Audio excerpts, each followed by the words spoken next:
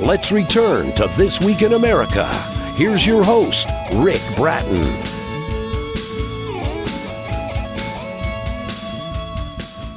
Welcome back, everybody. Coast to Coast, This Week in America. Irreversible is the story of comedian, ventriloquist, musician Taylor Mason, whose career in comedy spans 5 decades, thousands of TV appearances. He has won television competition shows. He is the 1991 Star Search Grand Champion. He plays Carnegie Hall, Sydney Opera House, continues to sell out clubs and theaters all across the United States.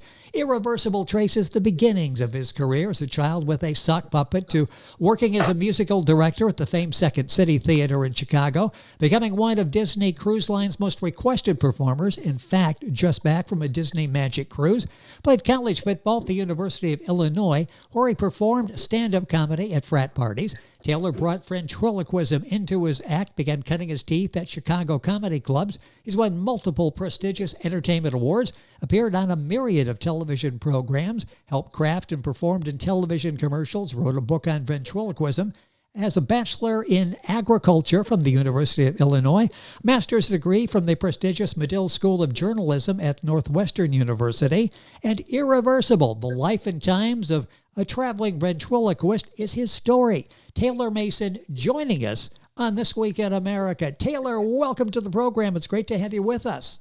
I hope I can live up to that introduction. Thank you very much. Well, I hope you've got time to stick around for a whole interview, all that you've got going on here. You just got back. I'm sure the bags are packed and ready to go again, but it's a pleasure to have you on the program. Book is such an excellent read. You invite us into your life. We get to see everything. Transparency is there. We feel like we know you after reading the book. And let's talk about this whole business. I mentioned goes back like 5 decades. How has this whole business changed since you were growing up and in college? Well, first of all, ventriloquism has changed a lot because, when I was in high school, well, first, when I was a kid and just doing it for friends, I had to stop because I was being ridiculed. Yes. It was just considered, you couldn't even book ventriloquists at children's parties.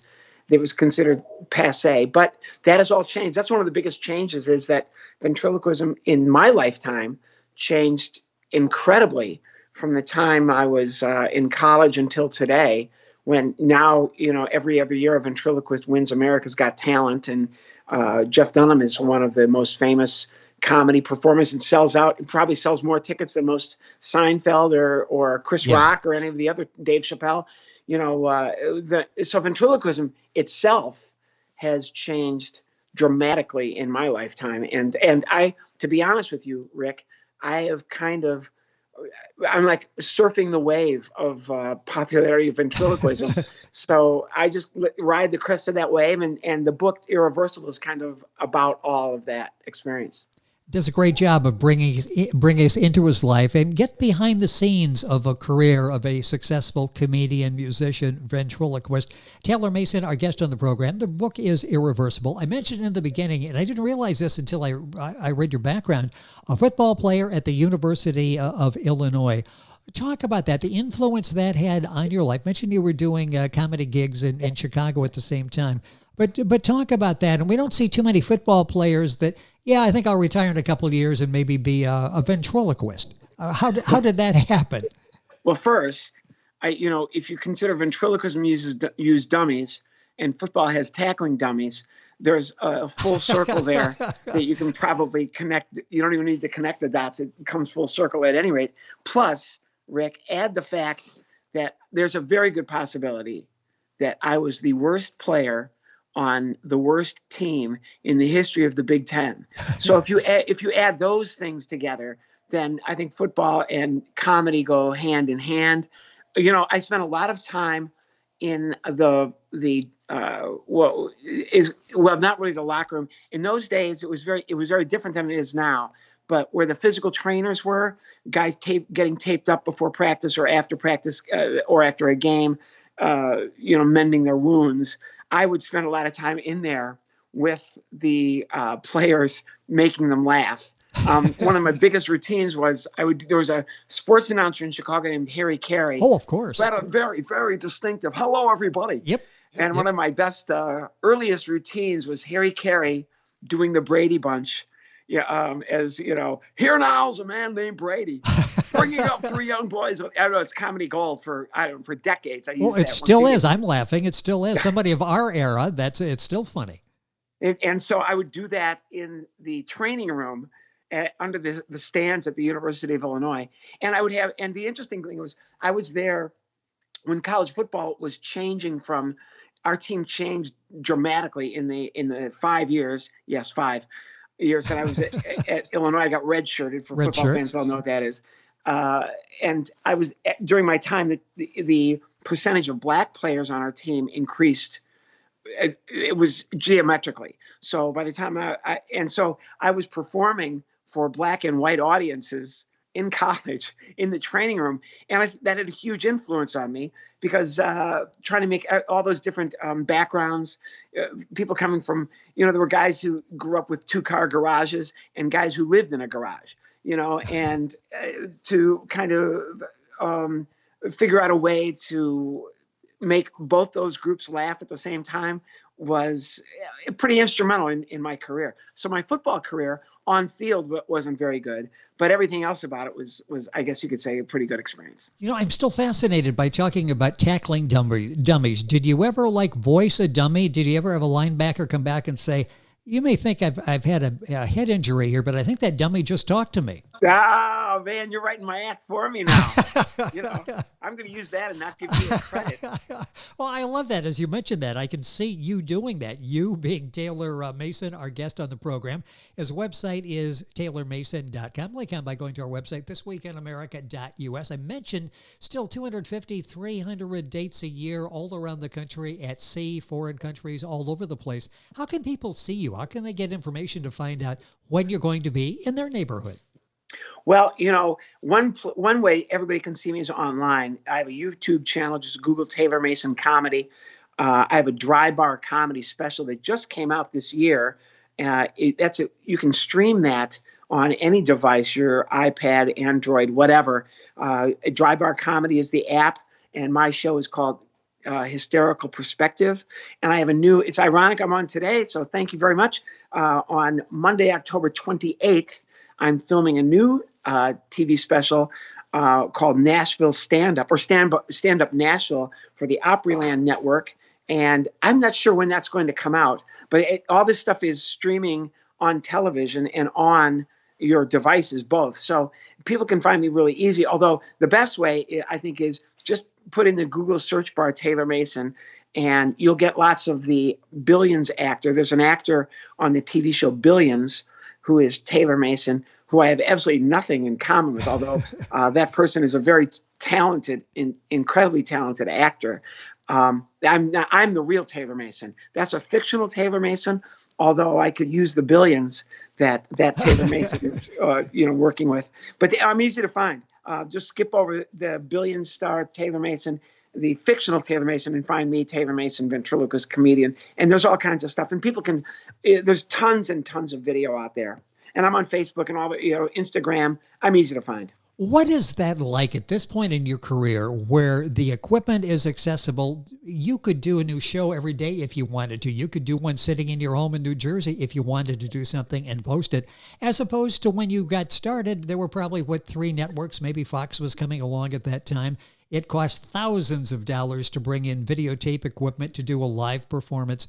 What does that mean as an entertainer, that it's really easy to do fresh material frequently? It really is. And there are so many opportunities now, so many more. I was just before I went on the air with you, I was listening to the Joe Rogan interview with Edward Snowden, the guy who released all this NSA, in all that NSA information years ago. And he's been in hiding for how many years? But, that's a great example of a comedian who's his living now is made just doing these podcasts. And they're very, very good. And you're right. This is one of the biggest differences for us. One thing for me is I don't really care about mainstream television anymore. Why would I, when people can access my stuff on Twitter or Instagram immediately? They get immediate feedback. If people have questions, they can send me email on my website. People suggest jokes. People suggest puppets. just today with our talking, I'm already thinking about putting together a tackling dummy puppet. Just after our little conversation, what would that look like? And so, yeah, you're right, Rick. It's a whole new world. It's very exciting, and I'm very thankful because it's made me very viable still. And as I said, I don't even care about television anymore. That doesn't really make that much difference to me because the internet and the web is just so accessible. My kids are both in their 20s and they don't even own televisions. They just do everything with their devices. And that's the future, I think. Well, it is. And if you check the weekly Nielsen ratings, you'll see every week they lose a little bit in prime time. But why should I confine myself to watch a program at 8 o'clock on Wednesday when I can watch it online whenever I want to watch it online? I don't have to change my life to get there. Let me ask real quickly, the flip side of that, do you burn through material a lot faster? Because it used to be if you did Comedy Club one after another, you could use the same material probably every city. Nobody had seen it. Now you've got material and people have seen that. That's a great question. And and I've been talking about this with people.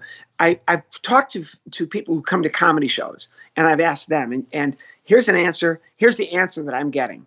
For example, somebody is a big Jay Leno fan and they'll go see Jay Leno and then they'll think, boy, I had so much fun. I saw him in Las Vegas. He's in Los Angeles at the Hermosa Beach Comedy Club. I'm going to go see him again. And they go again. Oh, that was fun. And then they're back in Vegas, maybe a year or two later. They go see Jay Leno again. And then they're saying, you know what? 3 times is enough for. And I think that if you're going to do that kind of what you're talking about, where you have a set routine, yes, A to Z, yes, it's 3 times. And then people say, I've seen it. And I think for the world that we live in now, it's almost better to have 10 new minutes and do that online somewhere than have an hour and do that for 5 or 10 or 15 years. Because I don't think you can do that anymore. I think those days have changed. But I will also say this too. When the comedy club scene has changed so much because I've always maintained the worst thing that ever happened to the comedy clubs was the middle act who made $500 or $700 a week through the 80s and 90s, because the guys just got used to, they put together a 30-minute act and they would do that for 12 or 15 years. They just that was the act they did over and over and over again. And now they're probably still doing it. Just they have to find, they're in senior citizen centers or on cruise ships, yes, or, they're playing, they're in Phoenix or in Florida. But today's acts, the guys you go see now, they are shorter, they're tighter, and I'm very impressed by all the young people now, men and women, all genders that are doing comedy now. I'm just very impressed because they're more, they write a lot and they're obviously very cognizant of the internet. The internet, for the good things, you also have to accept what you're talking about now, which is you need to come up with new stuff all the time. It's so wild because when I went on the air with you here, I just emailed a couple of comedy clubs here in New Jersey and because I'm filming in a couple of days this Nashville TV show, and I've got to come up with 10 new minutes. I've got it written down, but now I need to get on stage and do it and find out where the beats are and where the laughs are and what not to say. And so it's a real game. And I think the internet has made that possible to do, and it's great. But at the same time, churning out that material and getting stage time is still, that's the name of the game. So much there to talk about. Geez, we got about a 5-hour documentary we could do here. We'll have to have Taylor back on the program. Taylor Mason with us. The book is Irreversible, doing exceptionally well on Amazon. I'll talk about that in a second, but I want to go back to what you just said. Getting on stage, working the beats out. To the average guy who cracks a couple of jokes at work and everybody laughs at him, you should be on television. In fact, you touch on a lot of that in the book, Irreversible. There's a lot more to that. It is a craft. You've got people like Seinfeld, and he did just a ton of small comedy shows to try to get that rhythm down. It's not just telling a joke and delivering a punchline, is it? There's a lot that goes into crafting that. There really is. You're right. You could do a documentary on this, and Seinfeld has done, I think, a documentary. Yes. It starts from the very beginning, from the moment. I spend a lot of time when I'm working in a club with other acts.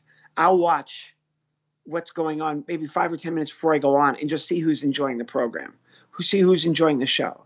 And then I'll kind of play to them to get my set started because they're already having a good time. So I kind of tie into what is already happening. And I kind of learned that from being an MC in comedy clubs in New York and Chicago back in the 1980s, when I would have to go on after somebody, Rodney Dangerfield would come in, or Eddie Murphy, or Chris Rock, or Dennis Miller, or Rita Rudner. All these acts would just go in and just absolutely just lay the room out, and now I'd have to go up on stage, bring the people back so that the next act could at least have a fighting chance to go on and get laughs. And I learned all these little tricks: who's enjoying the most, who's not enjoying the program, who's somebody I can talk to that's not going to be, snarky if I talk to them on stage. Right. Well, here's one trick. I'll give you a good example.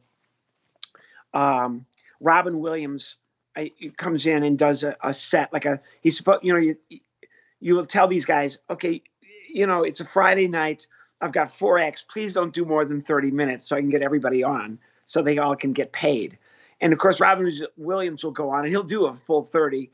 And just, the room is just, people are just laughed out. Now he comes off stage and he's getting a standing ovation. People are just going crazy. So I had this line when he would come off, I would go up on stage and wait for the laughs to die down. And when the last piece of applause had finished, I would always say, "Thank you so much for that warm welcome back to the stage." And it worked every time. And I would have acts come up to me and say, if I have to follow, anybody who's doing great, use that line before I go on, because it was, and it probably took me 5 or 6 times to write that line. I probably wrote it, "Hey, thanks so much, everybody. Good to be here with you too." And it didn't really work until I got the wording down. Thank you so much for acknowledging me again, everybody. That means so much to me. It took me a while to get that line. And I guess that's the first place to start. If you're going to do comedy, is you have to be very much in the moment where the crowd is. And even if you've got a set list of what you're going to do, joke 1, joke 2, joke 3, you still have to be, you're on your feet, you're really thinking, and you're improvising, even if you have a set list. How am I going to make this work for this audience? And it's a real game, Rick. It is really a game. With us on the program, Taylor Mason. We're talking about his book, Irreversible. A lot of insights, like we're talking about in the program, you'll find in Taylor's book, Irreversible, The Life and Times of a Traveling Ventriloquist. And let's talk about that. You travel, and a lot of the stories in the book are talking about travel. You travel with your clothing, you travel with your friends, you travel with the other part of the act. How do you have to carry your trunk, with you on the airplane? It's a nightmare. And now the airline, you what happens is after a while you realize you can't put all the puppets in the baggage. You have to carry on because baggage gets lost. So now you're going to carry on puppets on the plane. Well, some of the airlines charge you for extra baggage on the plane. So one thing I learned was I just give a kid the puppet and give him $5 and say, "Here, just hold this puppet and I'll pick it up from the end when we land." So at least, I'm saving $50 by having a few kids hold my puppets. Another problem, of course, is when you come back into the States from international travel with a puppet in the bag going through customs, and the bag, you've got a full-bodied puppet, legs, arms, head, hair, clothes, and it's in a bag and in the fetal position, and the bag goes into the x-ray machine and stops. And as soon as it stops in the machine, I just turn around and say to everybody, "Listen, this is going to be a few minutes. I've been through this before. I haven't done anything illegal. Just bear with me." Because, you'll be at JFK and somebody will pick up the bag. The head guy will pick up, "Excuse me, whose bag is this?" I'm ready for this. "It's my bag, sir. Let me explain." No. Before I open this bag, is there anything in here I should know about? And at this point, I just say, "No, why don't you just open the bag and we'll all see what happens." So when he opens the bag, I'll have the puppet say, "Hey, how you doing?" So yeah. So I've had many, many experiences with travel it's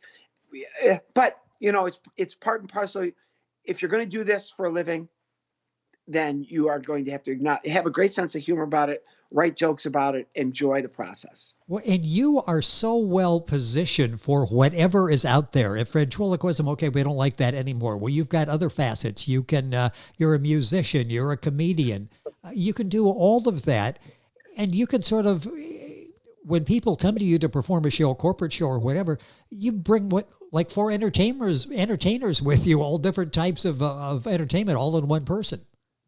A lot of times when I do these corporate events, especially, but even when I'm in a theater by myself, just doing an evening with Taylor Mason or, my one-man show, whatever you want to call it, I have to be my own opening act, my own middle act, and my own headliner. Yes. So I'm doing a 90-minute or 2-hour show or presentation. So I do it the way I was taught to do comedy in the beginning, which is go out and warm up the crowd and then bring up the middle act. So, yes, exactly. I'm kind of a host of my own show.